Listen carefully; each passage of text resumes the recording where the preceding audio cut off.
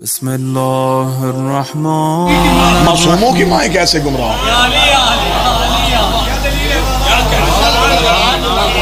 اللہ نے جناب نوح کو صاحب اولاد کیا، بیٹا نوح کا تھا، تربیت ماں نے کی، ماں نے تربیت غلط کر دی، بیٹا گمراہ ہو گیا۔ اکثر بیٹے ماؤں کی وجہ سے گمراہ ہو جاتے ہیں۔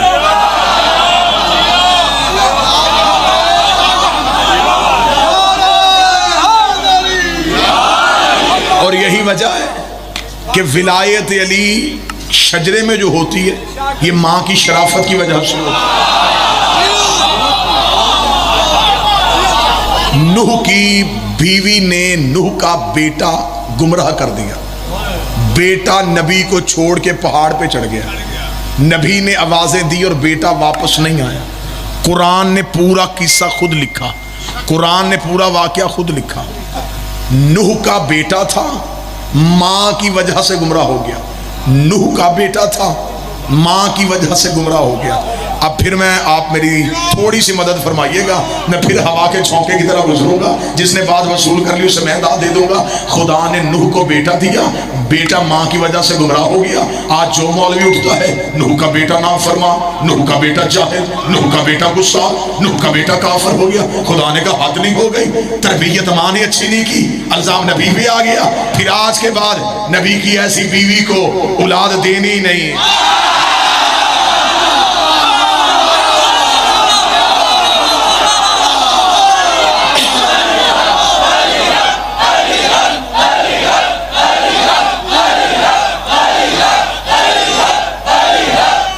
سارے بولو، مل کے بولو حیدری آل۔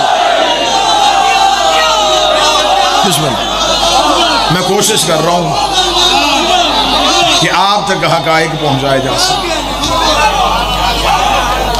حکم تھا سادات کا، میں حاضر ہو گیا، طبیعت اس قابل نہیں، لیکن میں کوشش کر رہا ہوں کہ آپ تک دھیمے لہجے میں بھی حقائق پہنچائے جا سکے۔ بادشاہ سے ایسی باتیں مقرر نہیں ہوتی۔ اب آپ سمجھ چکے ہیں نا؟ بسم اللہ۔ اس نے پہلا حملہ کیا جناب ہاجرہ پہ، توجہ رکھیے گا صاحب، اس کا نبی کی بیوی ہے، گمراہ ہو جائے گی۔ پہلے شیطان کو پتھر، پہلا شیطان پڑھنے لگا، اس نے دروازے پہ دستک دی، اندر کھڑی تھی نبی کی بیوی۔ بیوی نے کہا کون ہے؟ اس نے کہا تیرا ہمدرد ہوں۔ بیوی نے کہا کیوں آیا ہے؟ اس کا پوچھنے آیا ہوں حضرت ابراہیم کہاں ہے؟ بیوی نے کہا اپنے دوست کے گھر دعوت پہ گئے، کیونکہ نبی یہی بتا کے گئے تھے۔ باہر سے کھڑے ہوئے ابلیس نے کہا جانے دے بی بی، دعوت پہ نہیں گیا، ہاتھ میں چھری لے کے گیا ہے، دوسرے ہاتھ میں رسی لے کے گیا، تیرا چاند سا بیٹا ابھی صبح کر کے لے آئے گا، کیونکہ وہ کہتا ہے میں نے خواب دیکھا اور میں نے خواب کو سچا کرنا ہے۔ آخر ماں تھی، کلیجہ تڑپ گیا، پردے کے اندر دیوار کے پیچھے کھڑی نبی کی بیوی، نبی کی ماں نے کہا پھر مجھے کیا کرنا چاہیے؟ یہ دیکھ کے کہا سوچ کیا رہی ہے، جلدی کر، دروازہ کھول، گھر سے نکل، دروازہ کھول، گھر سے نکل، دروازہ کھول، گھر سے نکل، دروازہ کھول، گھر سے نکل۔ وہ چاہ رہا ہے ابراہیم اس سے اپنا بیٹا چھین کے واپس آ جا، اتنا کہنا تھا، بیوی نے زمین پہ بیٹھ کے پتھر اٹھایا، پتھر اٹھا کر لا حول ولا قوت، خدا تجھ پہ لعنت کرے، تو ابلیس ہے۔ اس کا بیوی تو نے کیسے پہچانا؟ فرمایا جو نبی کی بیوی کو حق کے مقابلے پہ گھر سے نکالے، کل بھی شیطان تھا، آج بھی تو نبی کی بیوی۔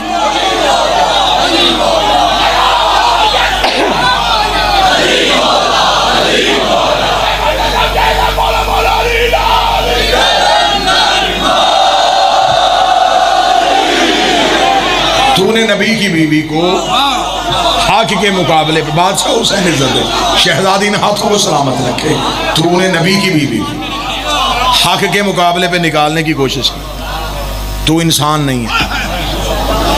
اب جب حاجی پہلی دیوار پہ پتھر مارتے ہیں تو وہ صرف شیطان کو نہیں لگتا، ہر اس کردار پہ لعنت ہوتی ہے جس نے جس دور میں جس بھی نبی کی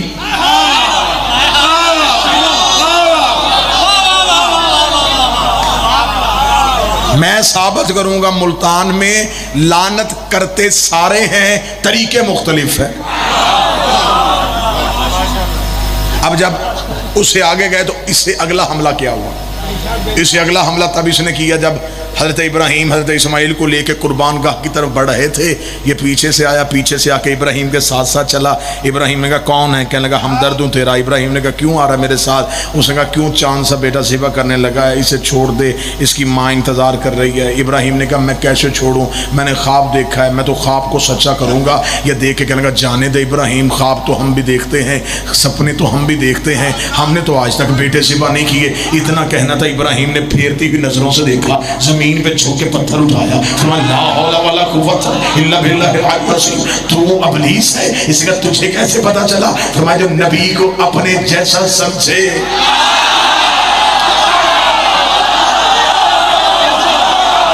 تو برابری کر رہا ہے نبی کی، تیری اور میری خواب ایک جیسی، تیری اور میری نو ایک جیسی، تیرا خواب اور میرا خواب اور،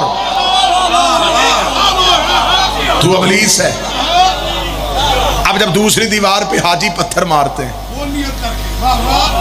تو وہ صرف دیوار پہ نہیں لگتا، ہر اس کردار پہ لعنت ہوتی ہے جو نبی کو اپنے جیسا سمجھے۔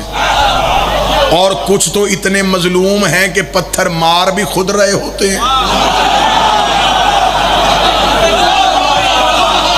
اور پتھر واپس لگ بھی رہا ہو۔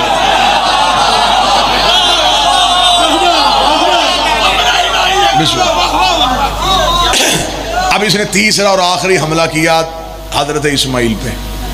جناب ابراہیم قربان گاہ کو صاف کر رہے تھے، اسماعیل تنہا بیٹھے تھے۔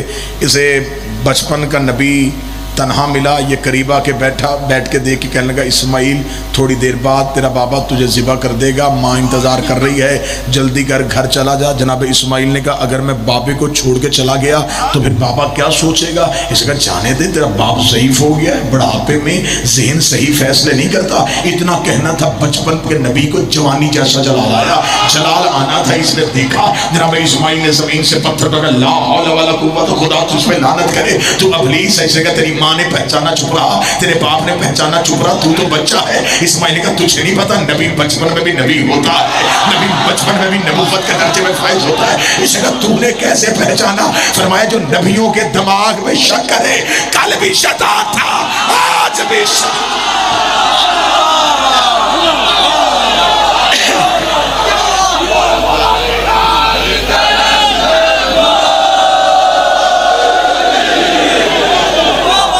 متوجہ صاحبان، اس کا مطلب ہے کہ جب تیسری دیوار پہ پتھر مارا جاتا ہے تو وہ صرف دیوار پہ پتھر نہیں لگتا، ہر اس کردار پہ لعنت ہوتی ہے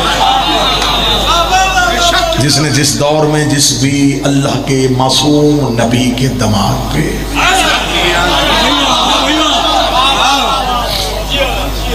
اب اس کا مطلب ہے کہ لعنت والا طریقہ بھی حج سے ثابت ہو گیا، تعظیم کا طریقہ بھی حج سے ثابت ہو گیا۔ اچھا لطف وہاں پہ بڑا آتا ہے کہ حاجی ظہرین کی نماز عرفات میں، مغربین کی نماز مزدلفہ میں، مغرب اور عشاء اکٹھی پڑھی جاتی ہے۔ اب تو ٹی وی پہ لائیو حج دکھایا جاتا ہے نا۔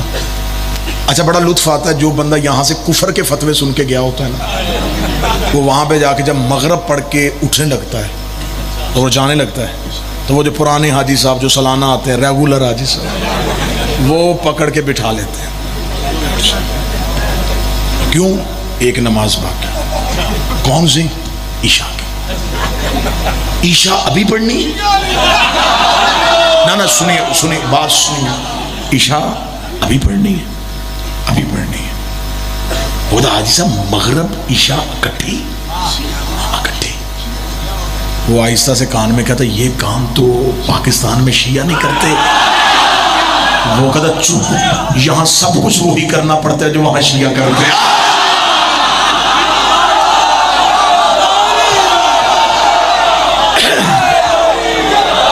کیونکہ جس نے بنایا تھا وہ ابراہیم بھی شیعہ،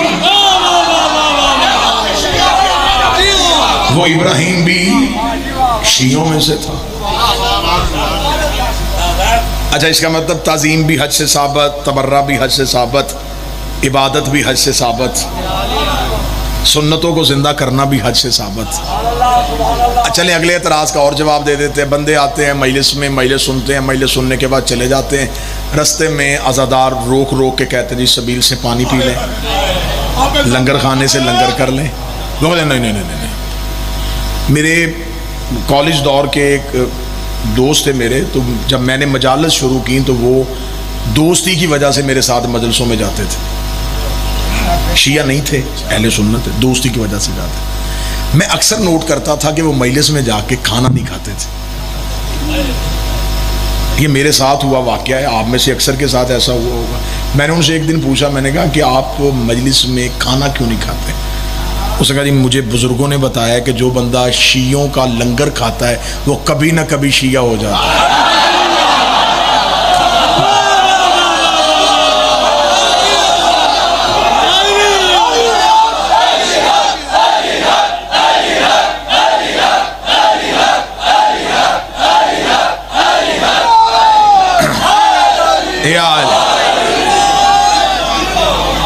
اس نے کہا مجھے نہیں پتا یہ بات کہاں تک سچ ہے۔ میں نے کہا جی یہ بالکل سچ ہے۔ کہنے لگا جی ایسا ہوتا ہے؟ میں نے کہا جی بالکل، آپ نے بزرگوں سے نہیں سنا جس کا کھاؤ۔ اب یہاں پہ لنگر نہیں کرنا، یہاں پہ پانی نہیں پینا، یہاں پہ سبیل پہ نہیں رکنا، لیکن جب حاجی ابھی حجاج کرام خیریت سے واپس آئیں، ابھی تو حج ہوگا، پھر حج سے واپس آئیں گے اور اللہ سب کوئی خیریت سے لے کے آئے، ورنہ جتنے رونے کے مناظر ایئرپورٹ پہ دیکھے جاتے ہیں جب حجاج کرام کو روانہ کیا جاتا ہے، وہ تو اس لیے ہوتا ہے کہ ہمارے ہاں ملک میں پاکستان میں ایک روش، ایک رواج ہے کہ حج میں دوسرے ملکوں سے جو بھی فلائٹیں آئیں وہ ماشاءاللہ سارے صحت مند ہوتے ہیں۔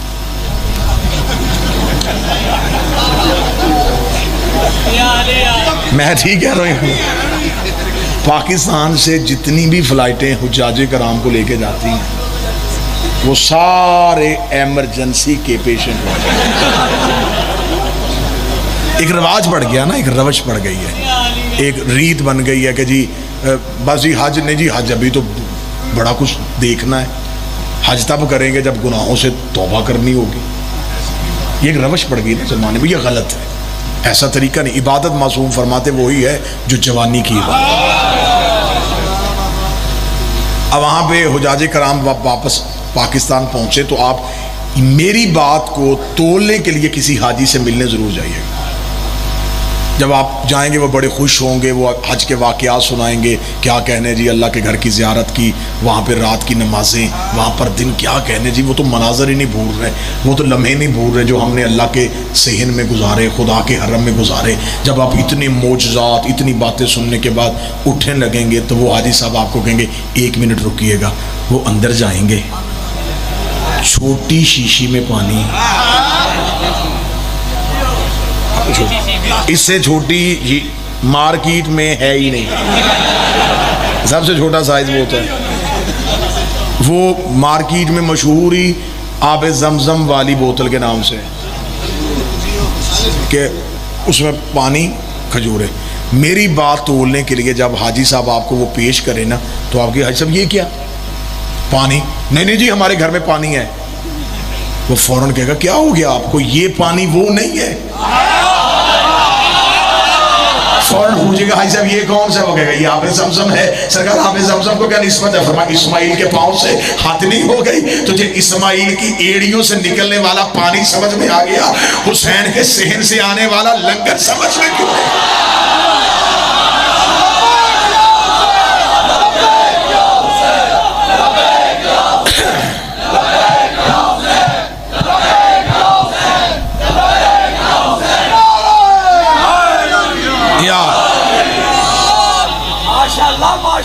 حضرت ابراہیم نے حضرت اسماعیل کو لٹایا، لٹانے کے بعد حضرت ابراہیم نے حضرت اسماعیل کی گردن پہ چھری رکھی۔ اب آپ مجھے بول کے بتائیے گا کہ جب چھری چل گئی تو ذبح کیا ہوا تھا؟ ذبیح اللہ کسے کہا جاتا ہے؟ حضرت جب حضرت اسماعیل ذبح ہوئے ہی نہیں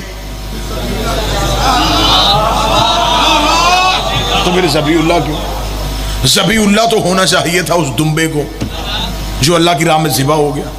ذبح ہوا دمبا ذبیح اللہ ہو گئے حضرت اسماعیل.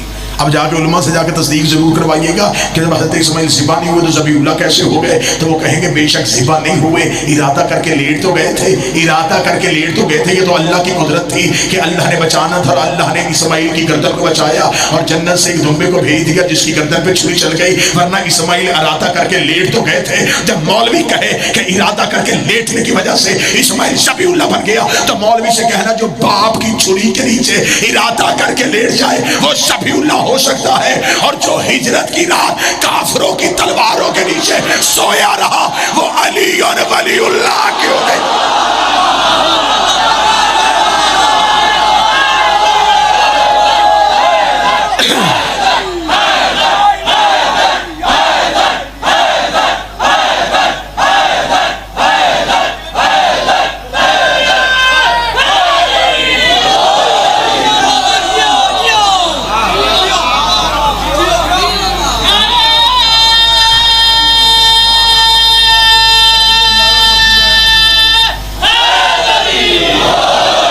اسماعیل کے سامنے ایک چھری باپ کے ہاتھ میں, علی کے سامنے تلواریں کافروں کے ہاتھ, وہ بھی ارادہ کر کے لیٹے, یہ بھی ارادہ کر کے لیٹے. بندے ہم پہ اعتراض کرتے ہیں علی اتنا بڑھا دیتے ہیں کہ ہر چیز نیچے رہ جاتی ہے, یہیں پہ اگر کوئی بندہ تائید کا حق ادا کرنا چاہے تو یہیں پہ حق ادا ہو سکتا ہے. جناب ابراہیم نے اسماعیل کو لٹانے سے پہلے کہا تھا اسماعیل ذہن میں رکھنا میں تجھے صرف لٹانے نہیں لگا, میں نے تیری گردن پہ چھری چلانی ہے اللہ کو راضی کرنے کے لیے. جناب اسماعیل نے کہا بابا چلا دے, مجھے صبر کرنے والوں میں پائے گا, چلا دے مجھے صبر کرنے والوں میں پائے گا. ہجرت کی رات رسول نے کہا علی میرے بستر پہ سو جا, لیکن آج نیند نہیں آج موت ہے. اللہ نے فرمایا چلے جا مجھے شکر کرنے والوں میں پایا, مجھے شکر کرنے والوں میں پائے گا. رکھ علماء کے سروں پہ قرآن, صبر مصیبت میں ہوتا ہے, شکر نعمت میں ہوتا ہے. ابراہیم کے بیٹے میں اور ابو طالب کے بیٹے میں فرق ہے, وہ موت کو مصیبت سمجھ رہا ہے, یہ موت کو نعمت سمجھ رہا ہے. وہاں صبر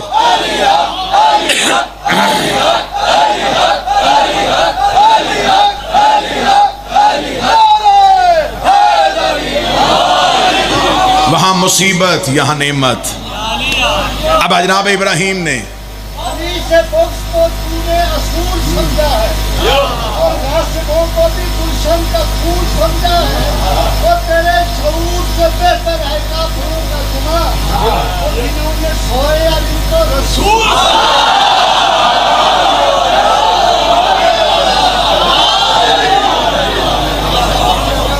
اب ایک لمحے کے لیے ایک راز پڑھوں جو ملتان کا مزاج ہے عقیدہ سننے کا, توجہ صاحبان کیجئے تاکہ یہاں سے ہر کسی کی اپنی اپنی بھوک پوری ہو سکے.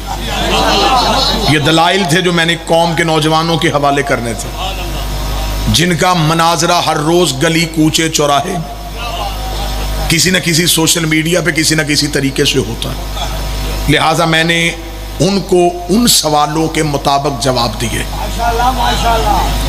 کیونکہ ہم نے جہاں سے خیرات لی ہے علم کی, قبلہ مبلغ اعظم مولانا اسماعیل اعلیٰ مقام ہو, خدا کروٹ کروٹ پہلو حسین میں جگہ عطا فرمائے.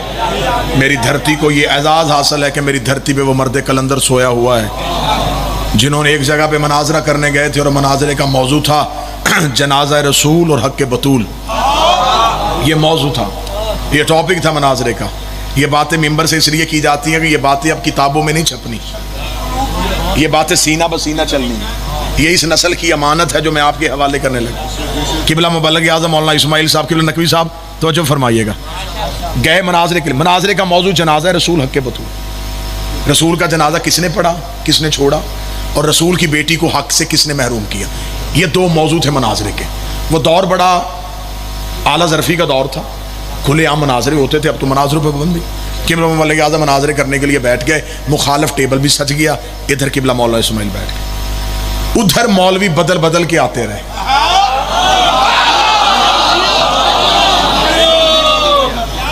ادھر سرکار مبلغ اعظم اسماعیل کے سامنے کتابیں، جس سوچ کا مولوی آئے قبلہ اسی عقیدے کی کتاب نکال، ادھر سے مختلف سکول آف تھاٹ تھے، حنفی آ رہے ہیں، بریلوی آ رہے ہیں، مختلف آ رہے ہیں، قبلہ مبلغ اعظم ایک ایک، یہ دیکھ تیری کتاب میں یہ لکھا، تیری کتاب۔ شام ہو گئی، ادھر مولوی بدلتے گئے، ادھر نہیں بدلتے۔ شام کے وقت ایک ایسی سوچ کا مولوی آیا، وہ میں سوال پڑھوں گا اور آپ کو سوچ پتہ چل جائے گی۔ وہ آ کے مناظرے کے ٹیبل پہ سامنے بیٹھ گیا، سامنے قوم لوگ بیٹھے ہوئے ہیں اور مناظرے کا فیصلہ ہونا ہے۔ اس کا مولوی اسماعیل صبح سے لے کے جو مولوی آتے رہے وہ تیرے ساتھ کتابوں سے روایات دیکھتے اور دکھاتے رہے، نہ میں نے روایت دیکھنی ہے، نہ روایت دکھانی ہے، نہ آیت پڑھنی ہے، نہ آیت سننی ہے، میں نے کرنے ہیں تجھ پہ سوال، تو نے دینا ہے میرے سوال کا جواب، اور مناظرہ ختم۔ یہ بات ہونی تھی یا مجمع میں سکوت آ رہی ہوگی کہ لے جی اس نے کتنا بڑا دعویٰ کر دیا کہ کتاب بھی نہیں دکھانی اور سوال کے جواب میں مناظرہ ختم ہو جائے۔ مولانا اسماعیل نے کتابیں بند کی اور بند کر کے کہا سوال کر۔ اس کا مولانا اسماعیل اپنی قوم کے سامنے قرآن پہ ہاتھ رکھ کے پہلے یہ بتا کہ تم شیعہ نبی کو زندہ سمجھتے ہو؟ مولانا اسماعیل نے کہا ہم سمجھتے ہیں۔ زندہ ہے نبی؟ فرمایا زندہ ہے۔ پھر سوچ لے، زندہ ہے نبی؟ مولانا اسماعیل نے کہا کس بات پہ؟ جب میں نے پہلی بار کہہ دیا زندہ ہے تو پھر زندہ، ہمارا عقیدہ ہے نبی زندہ ہے۔ اس کا بند کر کتابیں، اٹھا گٹھری، واپس چل، تیرا مناظرے کا موضوع ہی ختم ہو گیا۔ جب نبی زندہ ہے پھر زندہ کا جنازہ کیوں؟ جب نبی زندہ ہے تو زندہ کا ورثہ کیسا؟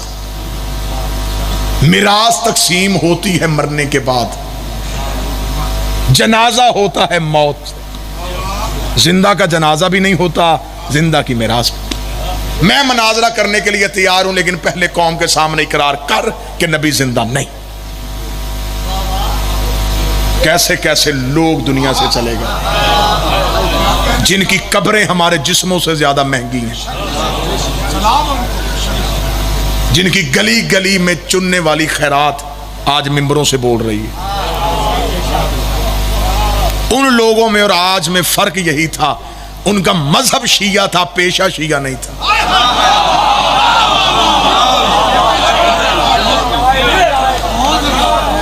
روحانیت تھی، مہر تھی، پیچھے سے سیدہ کا سایہ تھا۔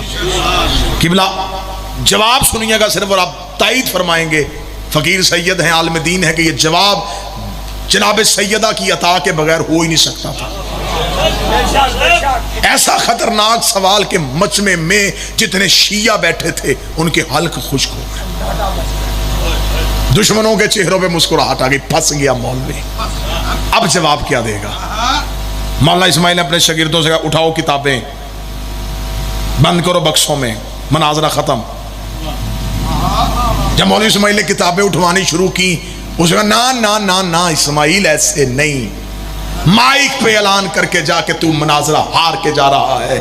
قبلہ مبلغ اعظم جن بزرگوں کے ذہنوں میں تصویر ہے، مبلغ اعظم کے سر پہ وہ کلہ تھا، مبلغ اعظم اٹھے، اس مولوی کی کرسی کے قریب آئے، اس کے کاندھے پہ ہاتھ رکھ کے کہا ابھی تک ماں نے وہ بیٹا پیدا ہی نہیں کیا جو اسماعیل کو ہرا کے چلا جائے۔ اس نے کہا پھر سوال کا جواب دے کے جا۔ جناب اسماعیل نے کہا تیرا سوال یہ تھا کہ زندہ کا ورثہ نہیں ہوتا، زندہ کا جنازہ نہیں ہوتا، یہ کہہ کے مائک مولوی کے منہ پہ کر کے مولانا اسماعیل کا ایک بات تو بھی مان، زندہ کا خلیفہ بھی کوئی نہیں ہوتا۔ زبان کے ساتھ دل مولا، میرا حاجت روا مولا، دعوے ہاتھ بلند کر کے مولا مولا علی علی کلندر۔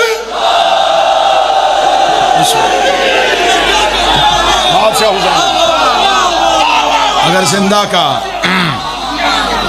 جنازہ نہیں، زندہ کا ورثہ نہیں، تو پھر زندہ کی خلیفہ۔ خلافت تو واپس لے، صدق میں واپس لیتا ہوں۔